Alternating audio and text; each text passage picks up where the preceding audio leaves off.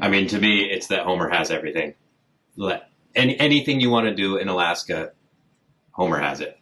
All these excursions, it's all right here. You can be in mountains, you can be in glaciers, you can go fishing, literally anything you can think of to do in Alaska can be done in Homer. All that we have to do is get people just to come here. Because again, as soon as you come over Baycrest or you come in on a plane, you're sold. Everybody just wants to come back. Welcome to the Discovering the Last Frontier podcast. I'm your host, Lucas. I'm really excited for this week's guests. They're going to offer a ton of suggestions for potential visits to Homer. Also joining me today to interview the folks at the Chamber, Miss Lainey Jenke. How you doing, Lainey? I'm doing great. Good morning, good afternoon, wherever you are and how you're listening or watching. It's great to be here. Thanks. Awesome. Before I jump into this week's episode and we start talking to our good friends here at the Chamber, I just want to say thank you one last time to Charlotte Kilcher, who joined Lainey and Roxanne in the last episode. She was a real delight to talk to, and haven't seen the interview now. It was just phenomenal and great interaction between the three of you, which was great. So again, thank you, Charlotte, for participating. And if you haven't checked that episode out, that's episode 2, go back and check out Roxanne, Lainey, and Charlotte. Really, really informative. Yeah, absolutely. Okay. Yes, yeah, you guys had fun. Okay, on today's episode, joining us are two of the brightest minds from the Homer Chamber of Commerce. They will dazzle you with their knowledge of Homer and their recommendations for an unbelievable getaway to the halibut capital of the world. Please welcome Mina and Silas. Well, hello, Silas and Mina. It is really great to see both of you. It has been a few months that I've seen you in person, and we've certainly, Mina, you and I have met on the interweb world, and I've done some of your trainings through the Chamber, so thank you for that. They were fabulous. But I will also say, hey, I'm not in Homer. I'm a little jealous because the three of you are. So I'm just going to try and hold back on that jealousy bone. I'll do pretty good. But how are the two of you today? You're looking great. How are the two of you? Doing great. Yeah, it's been beautiful weather, so you should be jealous of not me here. How about you, Mina? Doing awesome. Super, super busy here at the Chamber. We just had a whole remodel of the place the last few days. And on top of work and everything, it's just been a little wild. We just wrapped up the visitor guide this week. So that was huge for us. Great. We were really just working on the visitor guide for like 2 months straight. And so now we have our jobs back. And it's going to be an incredible guide. I'm super excited for your advertorial in it. It looks so good. All right. But yeah, I can't wait. Yeah, I'm getting ready for some travel this week, going to Boston and New York. So hopefully I'll miss this. It's supposed to get really, really cold the next few days. Well, yeah. It is. And we all kind of cringe a little bit, but boy, you just push through, and that is just a testament to the people that live up there. Mina, you just said about heading to Boston. This is a great segue into my question. Really just to get people up to speed on both of your backgrounds, Silas and Mina. Can you give us a quick rundown of how you landed in Homer and the Chamber in particular? And I think I'll just start with Mina, since you gave us a little herringbone of Boston in your travels for this coming week. Sure. So the stork landed me here when I was born. So born and raised here in Homer. I grew up in Anchor Point, which is Homer still. It depends on what you think. Depends on if you talk to Anchor Pointers or not. I think that's true, right? Yeah, so born and raised here. I was really, really lucky, I feel like, to grow up here. It really gave me a deep sense of appreciation for nature and being in the outdoors, and a really unique perspective on community and feeling supported and having relationships with the community. I was super involved growing up in all sorts of things. And I always knew, though, that I needed to leave Homer because there's not a ton of opportunity here. I always knew I wanted to go to college, so I went to college at University of Puget Sound in Tacoma, Washington. Studied psychology, sociology, and anthropology, and then I took a year off. COVID hit, and I also I knew I was going to go to get my master's at Boston University in advertising. And that was an interesting experience during COVID, but I learned a lot. And then fresh out of that, I worked at an advertising agency in Boston for about a year and a half. And then I was getting really homesick. It's been about 8 or 9 years of not living here since high school. So I came back. I flew back. And right as soon as I came back, this job was posted. So here we are. I think it's 6-7 months later. I've been at the Chamber of Commerce as the marketing director. I've been absolutely loving my job and just the opportunity to connect so much with the community I love so much and bring those skills and my education to this community. It's been really rewarding so far.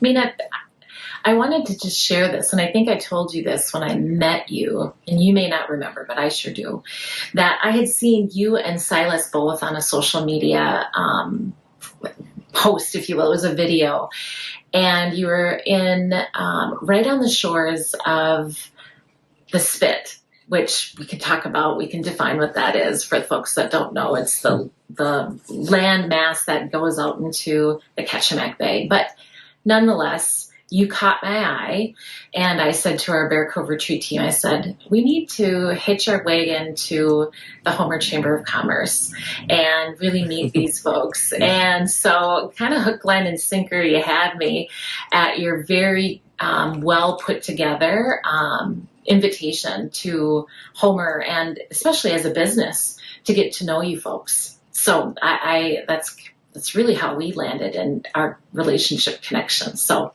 who knew that video would get us here today? And anyway, I just thought it was really a neat thing, and I wanted to share that with everybody. I'm going to move on to Silas. Silas, tell us a little bit about you and how you landed in Homer, and what is your role at the Chamber as well? Awesome, yeah. So I wasn't quite born here. The stork didn't land me here, but very close. I have deep roots here. My family is from Pennsylvania originally, and my grandfather would come up, starting back in the 60s and 70s, would come up every summer because he was a school teacher and just would spend the summers here. Ended up buying property in Anchor Point. And so ever since my dad was a kid, it was his dream to move back to Alaska. And so when I was 1, we landed here. So awfully close. I was raised in Anchor Point. And yeah, it just love the beauty, the nature around, and it's really hard to leave. I've done quite a bit of traveling, and every time you come back, it's just a breath of fresh air. It's like, how could I live anywhere else? It's so amazing here.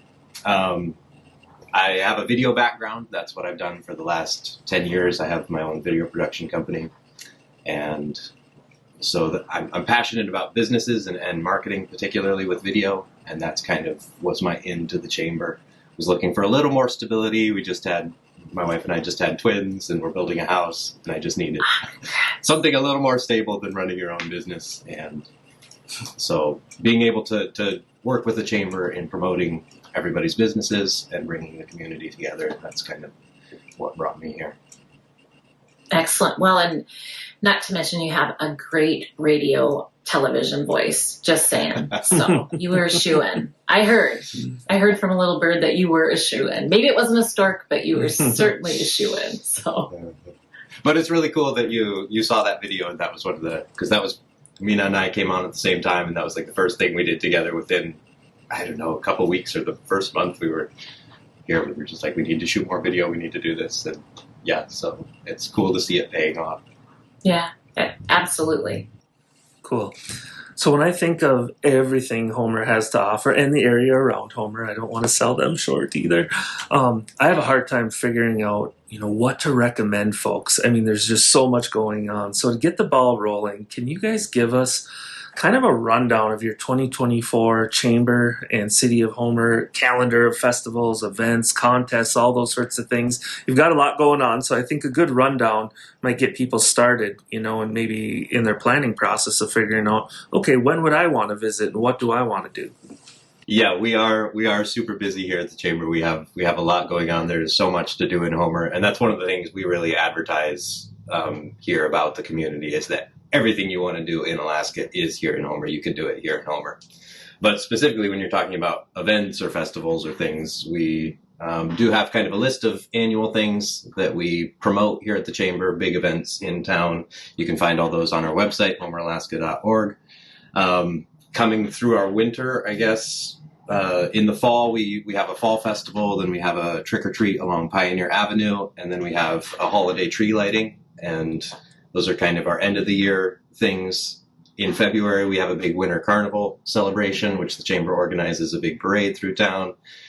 We just wrapped that up a couple weeks ago. It was a huge thing. I don't know, we had like over 20 floats and hundreds of people came out, and you can look up the photos and videos, but it was a big community thing, a lot of fun.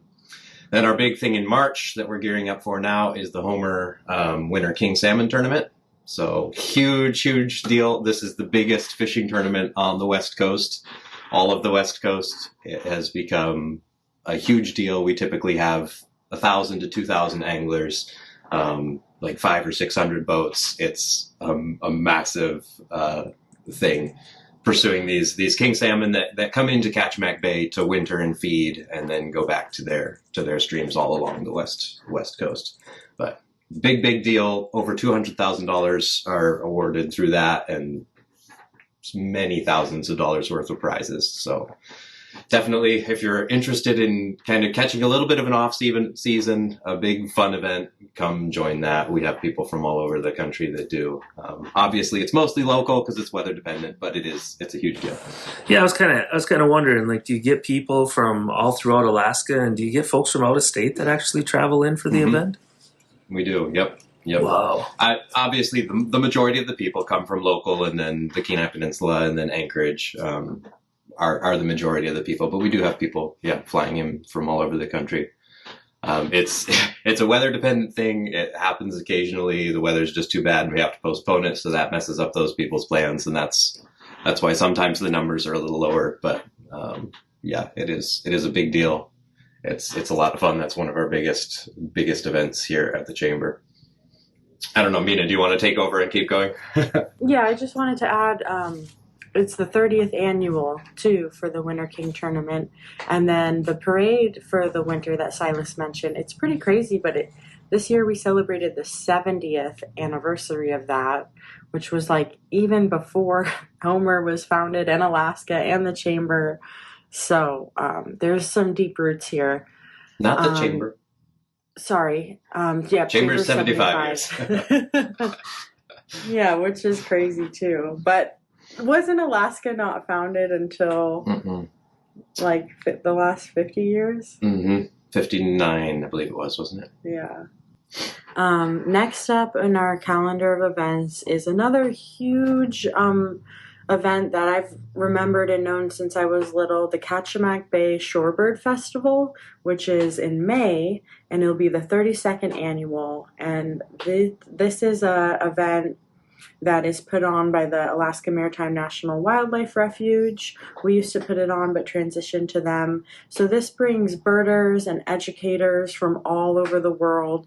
We have some really unique bird migratory patterns here, and some really incredible species. I'm excited to maybe learn more this year. There's guided tours, there's speakers, there's events. And that usually brings quite a bit of folks, and I always remember, so that's in May, so it's always that beginning of summer feeling when the buzz really is starting. At the same time, we're kicking off a newer event in Homer called A Taste of Homer, and I'm sure people listening from the lower 48 know, like, a taste of blank, Seattle, or a taste of whatnot. So we're kicking that event off with a food truck festival on the first day of it, which will be May 10th, and we're going to have that at the Baycrest Lookout. And for those of you who don't know, the Baycrest Lookout is the moment that you enter Homer and your jaw drops and you're like, is this place real? We'll be featuring that in the visitor guide this year in the beginning pages with an end of the road feature story.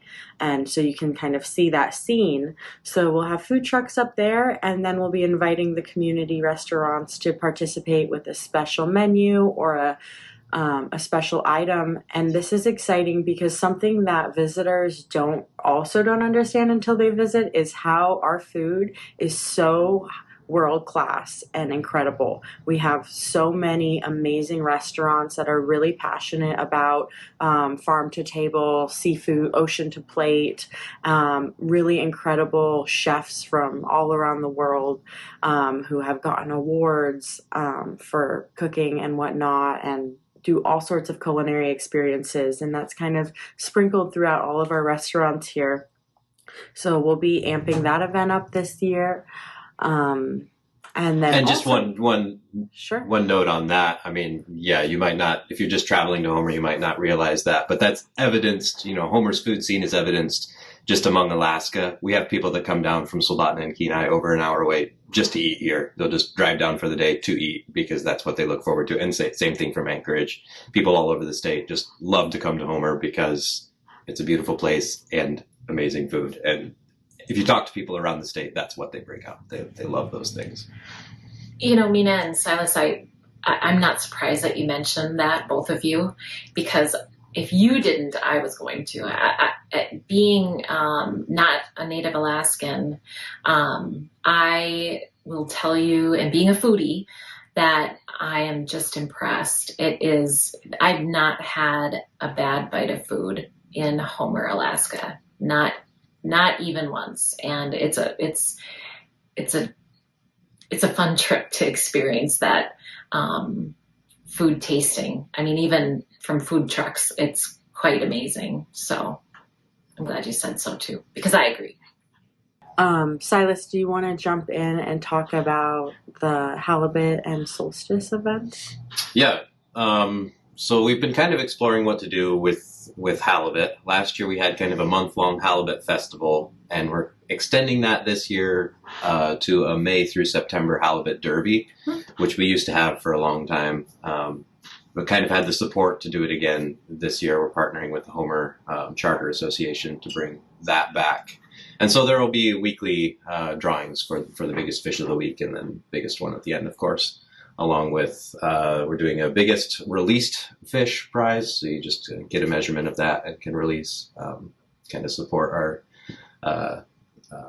sustainable fishing industry here. Sure. But that's going to be a fun new thing, and we're excited to partner with the Charter Association on bringing that about. But yeah, that starts, I believe, May 15th and runs through Labor Day, and you can buy your weekly ticket and participate in that all summer long. So that's going to be fun. And then another new thing that we started just a couple years ago was Summer Solstice Festival, and that is going to be on June 20th this year. Since it's a leap year, it kind of shifts that date a little bit. I think it's usually on the 21st.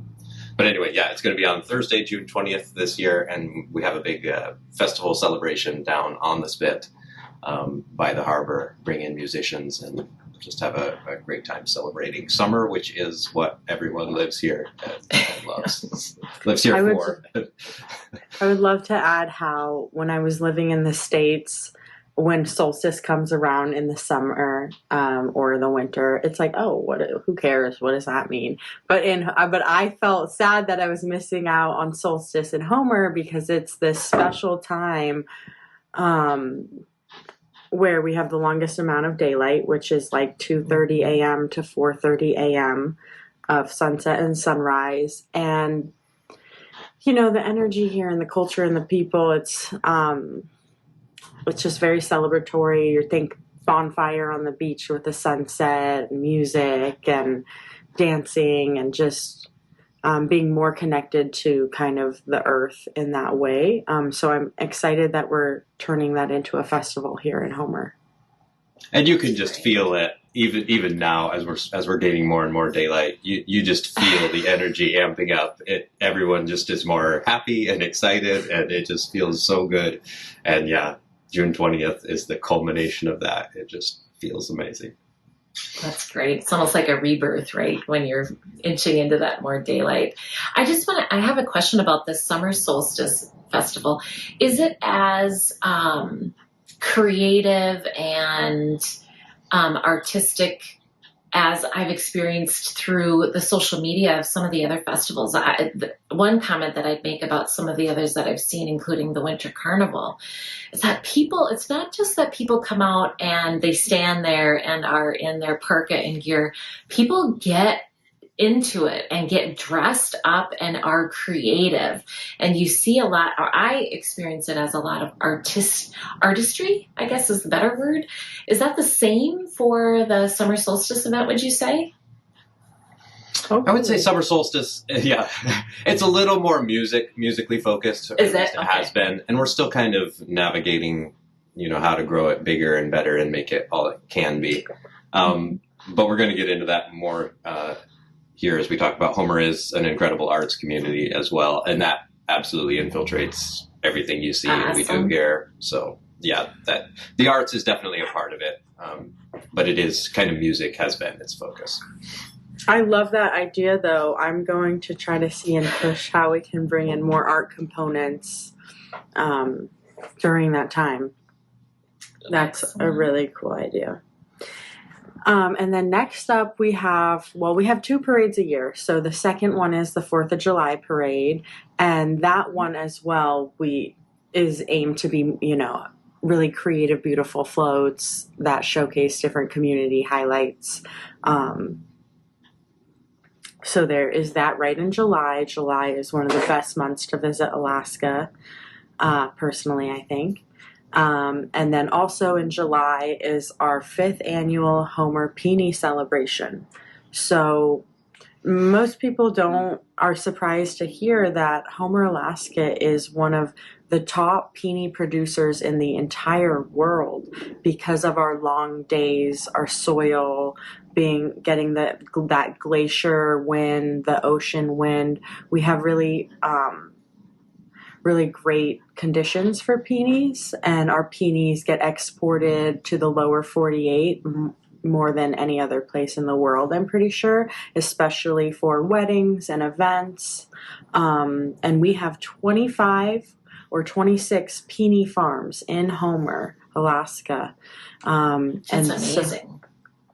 So that month is filled with peony tours. We have Pioneer right on in the middle of town called Pioneer Avenue. Different businesses have peony gardens out front, and we're kind of working and figuring out how to make that month even more special. But it's just a beautiful peony month, and I'm not sure. Is there anything else to highlight about that, Silas? Yeah, I guess one more note, kind of what birthed the peony industry here in Alaska and specifically in Homer in competition like with the Seattle and West Coast markets is just that our summers are cooler, our peony season is a little later. And so we're able to service those weddings that's in peak wedding months, August and September, when generally peonies in the lower 48 are past their prime. You can't really get them at that point. Our Alaskan peonies, in addition to being some of the best peonies because of all the soil and the things that Mina was talking about, it's a later season.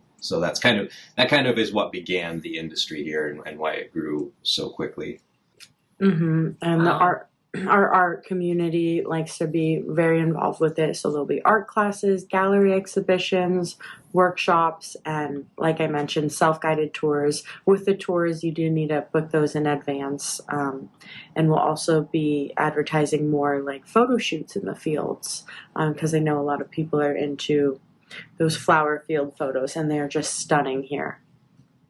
Does the chamber help out with setting up those bookings for tours, that sort of thing? Can folks come to your website and navigate their way through and work through you to set those up? Not currently, but we're kicking off our TPNE task force meeting tonight, and I think that's a really great idea.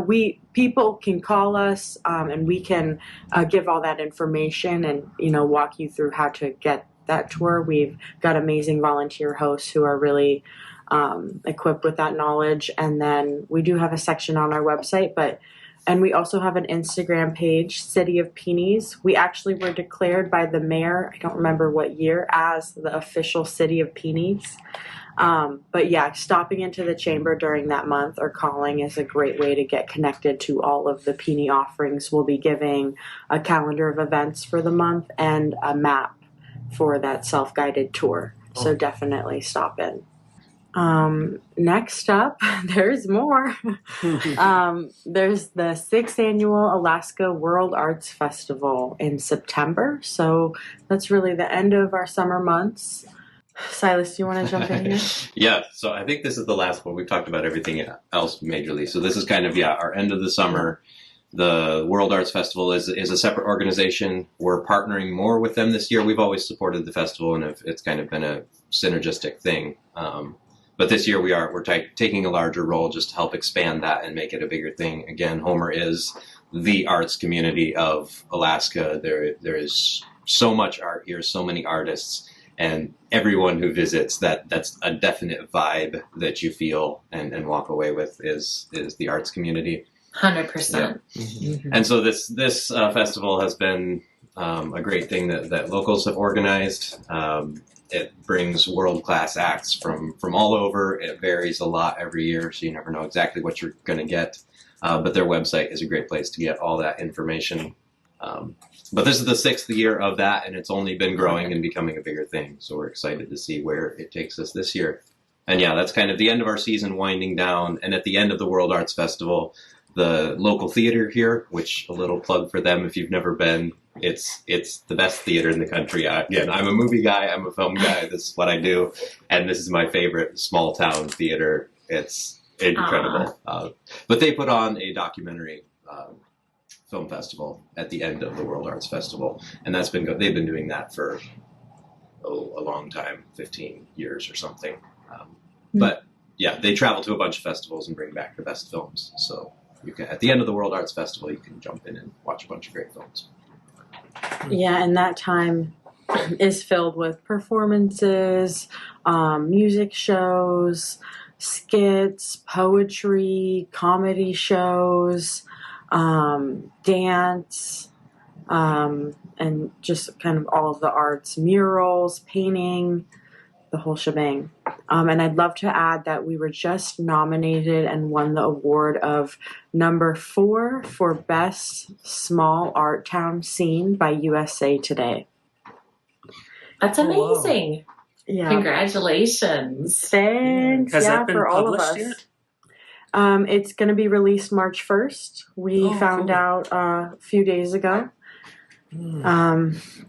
Speaking of awards, yeah, it's great. That's really, really cool. Hopefully we get number 1 next year. But we did get another incredible award this year for TripAdvisor as the top 10 trending destinations in the United States. They have 2 lists every year, the world and the United States, and we got number 7. So isn't that amazing? It's just incredible. Mm-hmm. It really is. I mean, I think that speaks to, I hope, people can sense my passion and my alliance, even though I'm not in Homer right now. But it is, once you are there, I can't quite put all the words together about it is one of the most memorable places. And I will add, we brought my best friend and her husband, and they've traveled way more than my husband and I around the world. And I watched my best friend at Glacier Lake in front of the Gruing Glacier. And I just watched her, and she turned to me after she was walking away and came back, and she said, I have been so many places, and this place is like nothing I've ever experienced. This is my favorite vacation I've ever had. And then I said, I think it's because I'm here with you. And that was, a little interjection of funny. The reality was the captivating scenery, the calm, the serenity, the nature, the people, the art, the food, you name it, down to the peony. It's a kind of a place like no other. So I'm not surprised that it landed number 7 on TripAdvisor. So congrats to the Chamber and to the city of Homer for that. And the TripAdvisor one is cool because they're pulling that from reviews of all our Chamber members and businesses. So that's not some editor sitting somewhere who's chosen that. That's the people that are coming here recognizing the hospitality and the amazing job that our businesses are doing. And TripAdvisor sees that and puts it on their list. So yeah, that's cool. Just if I'm putting myself as a person that's not been to Homer before, if I'm just learning about Homer, either from the podcast today or I've seen that review on TripAdvisor, and I am planning a trip, what resources does the Chamber offer for potential visitors that are looking to plan their perfect Homer getaway? What would you say? Today's sponsor, Bear Cove Retreat. Let Bear Cove Retreat be your guide as you embark upon your dream Alaskan coastal adventure. Their off-the-grid, all-inclusive retreat is the perfect option for folks seeking a journey with unique experiences in a serene setting. Visit www.bearcoveretreat.com for more details. If I'm just learning about Homer, either from the podcast today or I've seen that review on TripAdvisor, and I am planning a trip, what resources does the Chamber offer for potential visitors that are looking to plan their perfect Homer getaway? What would you say? I think our chamber is the best in Alaska because we have 16 volunteer hosts year-round ready to answer phones and help someone with any and all questions they have about a trip. We also have our visitor guide, and that is an incredible resource to learn about all Homer has to offer. We broke it up this year. The theme was It's All Here, and last year and this year, and then we have sections like Eat Here, Stay Here, Live Here, Drink Here, Kayak Here, Wildlife Here, all the different things you might want to know about. And then we also have that available online. And in the online version, you're able to click all the businesses and things that are mentioned and linked. And that can take you to more information on their website or our website. We have all of our member businesses online on our website. So if you're looking for something in Homer, we work hard on the back end to connect you to that specific business. Silas has really spearheaded organizing and categorizing the different businesses and an online business directory. And also a phenomenal business directory lives at the end of the visitor guide, also broken up into different categories. Those are our 2 strongest resources, I would say. In addition, we do have a relocation guide. We do have a dining guide. Yeah, I mean, the best thing is just to either call or stop into the Chamber. I mean, yeah, those volunteer hosts in the visitor center they know everything that's going on. They'll talk to you for as long as you want to talk. It's pretty incredible to listen to them.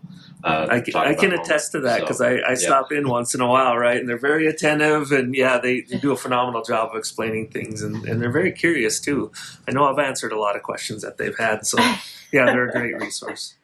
I was just going to say, all that we have to do is get people just to come here. Because again, as soon as you come over Baycrest or you come in on a plane, you're sold. Everybody just wants to come back.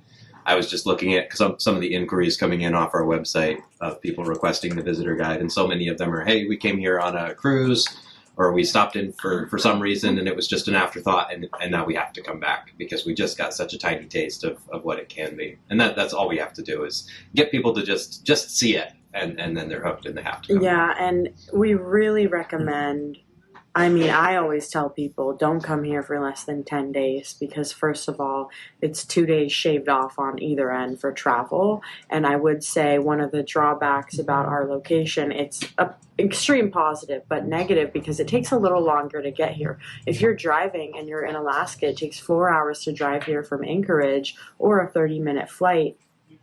And you need at least, 5 real days in Homer, really 10 to experience all the things you need to experience here. And I did want to add, if you don't know where to start, we have in our visitor guide online now and the one coming out, a 3-day itinerary and a week-long itinerary.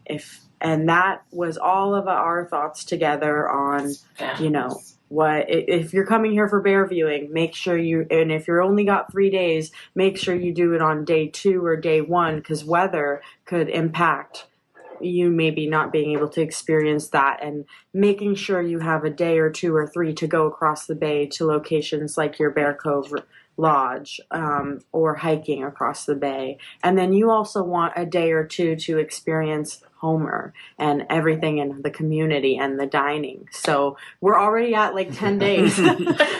And for our listeners, what I'll do too is on the various podcast platforms, I'll make sure to put the links to the various things that each of you are describing so that if folks, once they get through the podcast, want to take a look, those links should be listed there and you'll be able to Fantastic. put them. So I'm gonna ask a question, and we've covered a lot of ground already, and I think it's one of the cool selling points of Homer is the fact that it's so diverse, right? If you're a couple and you have different interests, you're both gonna have plenty to do while you're here, some together and maybe some apart, and that's okay too because there's so much that Homer has to offer. So if you're thinking about, some of the aspects that are maybe lesser known or a little underrated, and you were like in control of all social media for the day, and you could promote Homer and get the word out on these areas of Homer and the region that are underappreciated, what would you promote? What would I promote? I would promote my all-time favorite activities in the world, which is sea kayaking across the bay and going across the bay, making sure you get on a water taxi and you spend time on a hike, spend time on a beach alone with your friends or family, watching a sunset. There's a whole range of options across the bay.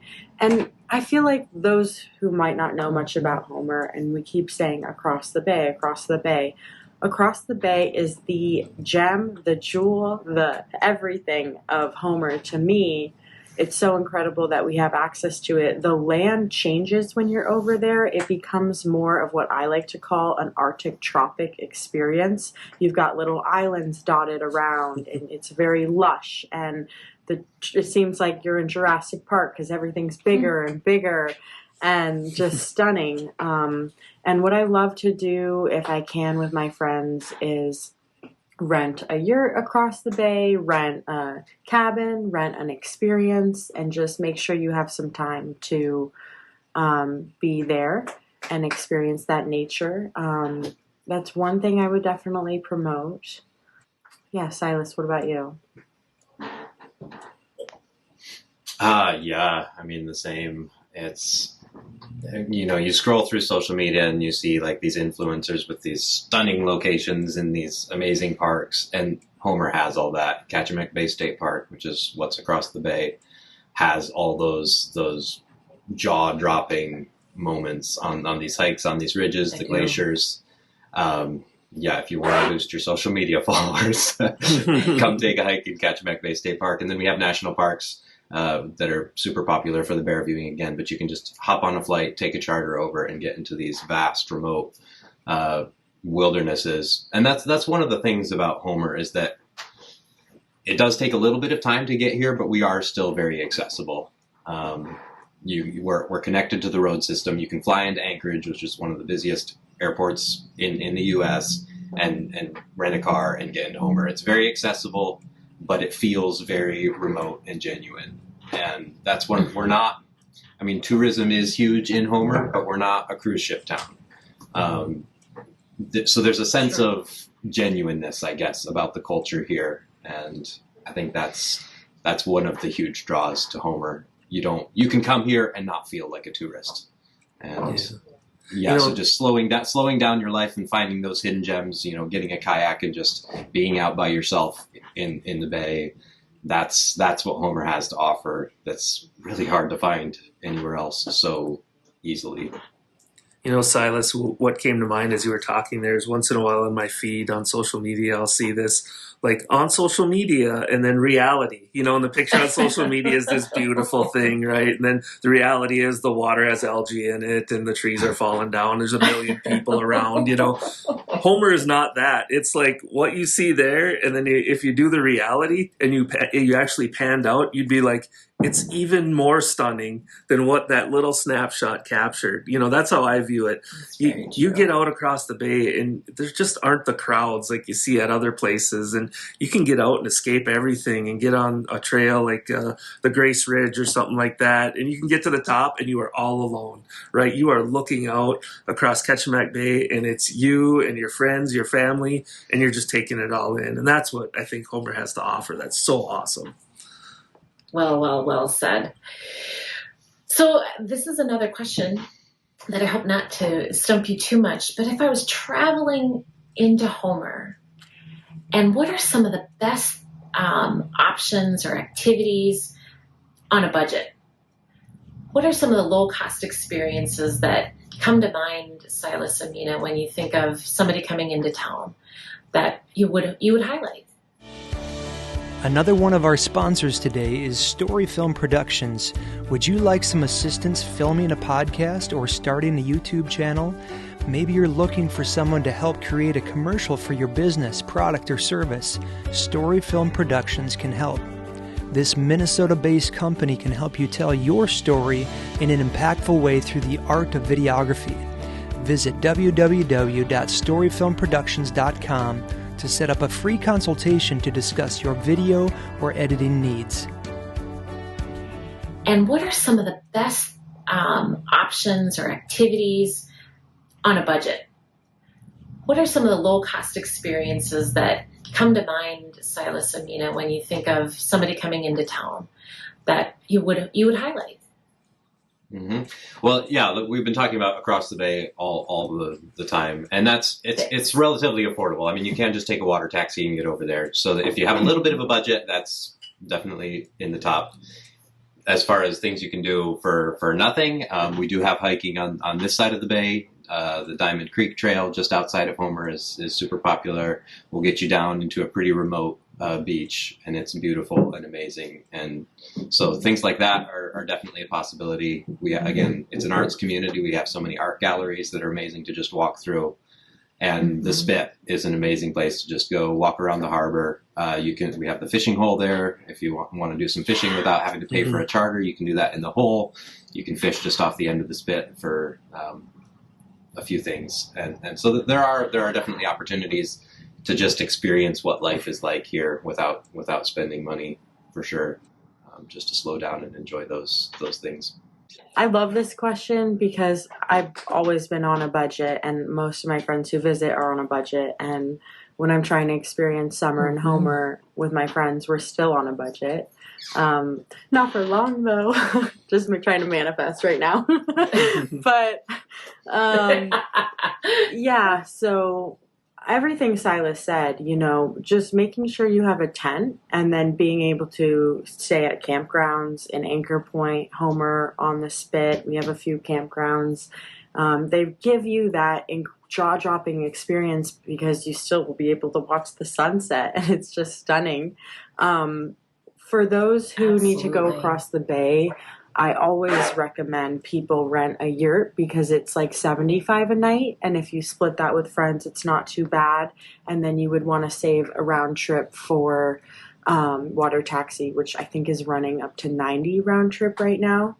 So that would be maybe the largest expense. But if not, you can still rent paddle boards and kayaks on this side of the bay and do that all on the Spit, which is a fun experience.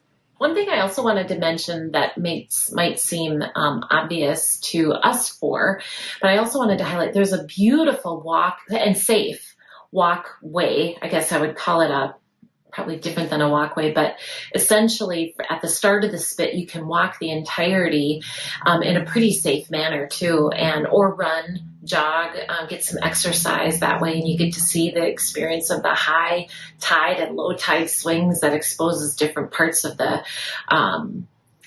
harbor there as well. And it's pretty amazing too, if you could just take that into perspective, that environmental change, it's splendor. It's splendor to me anyway. So, Oh, absolutely. I mean, yeah, where else in the world can you take that 5-mile walk? It's unparalleled anywhere in the world. And that's something, yeah, we locals, we do that all the time. It's that good. Yeah.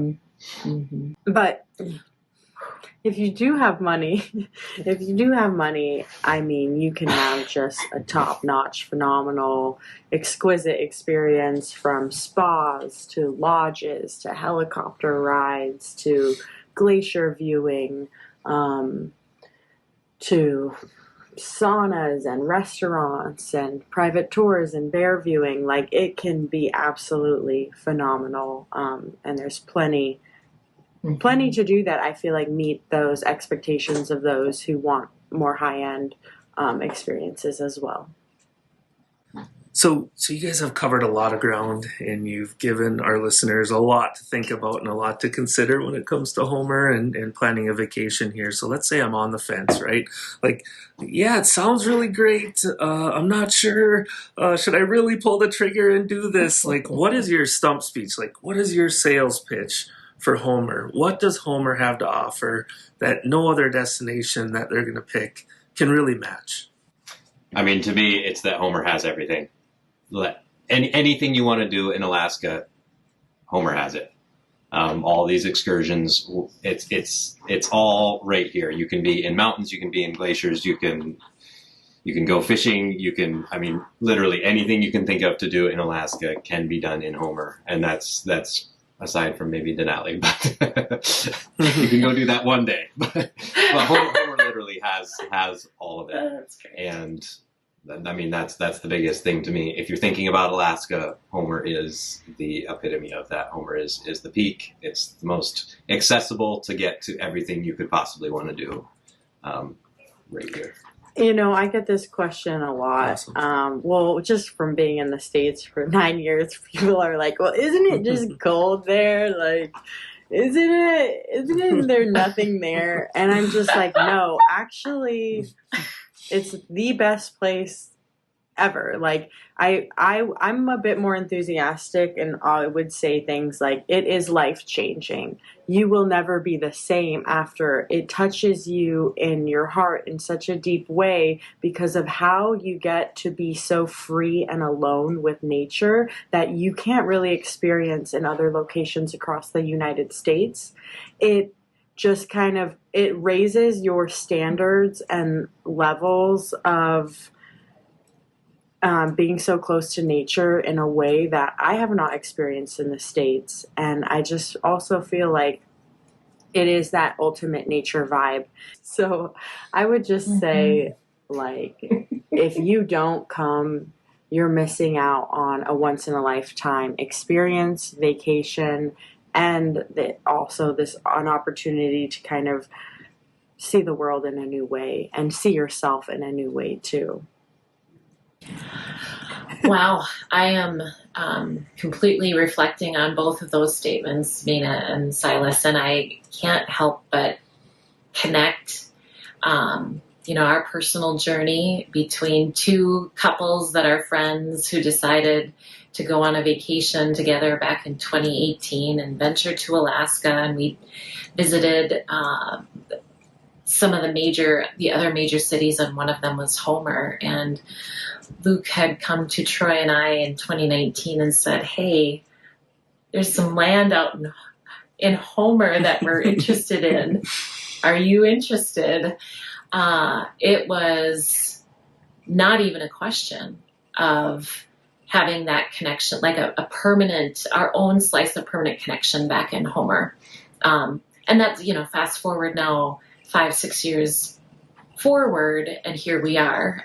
We've decided to put some roots there in our own ways. And I think, does it change your life? I think I could really say yes, Mina. I believe that to be true. Little teeny side note about Lainey Janke is that I love beaches, tropical. People say draw a tree. I will draw a palm tree.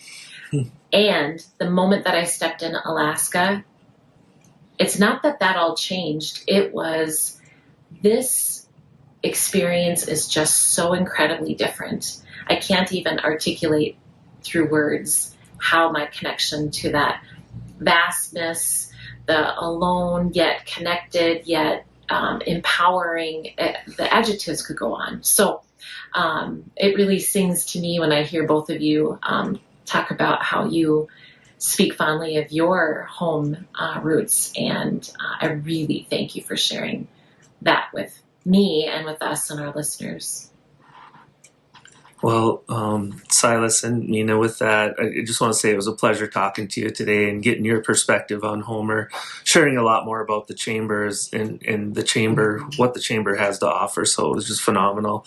Appreciate you taking the time to meet with us. Yeah, thank you so much for having us here.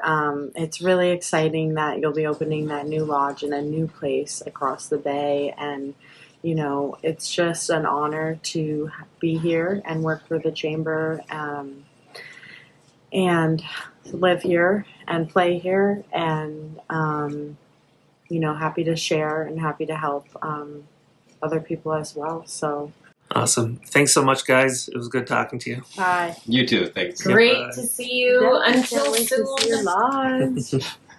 Wow, it was great catching up with Mina and Silas. They shared so much information about Homer and all the things that are going on. You sort of, you know, when you're out at Bear Cove, you kind of lose touch with what's going on in town, and I forget how much is really happening day in and day out around town. So really cool for visitors. It is. It's fun. I do follow them on the social media, so I try to keep us up to date for us out in Bear Cove, and it's a lot to keep track of. They really put on a nice set of festivals and activities for people that are either visiting or live here, and so that is just, I think it's a big gift to the city of Homer. Yeah, very true. Well, thanks for joining us on this week's episode of Discovering the Last Frontier. Coming up, we've got some other interesting episodes. Next week, we're going to be talking with the folks at the Ketchimack Shorebird Festival. They're going to get us up to speed on what's happening this year with that festival, what might be new for folks that have been there before, and maybe some good reasons why you may want to attend that festival coming up in May.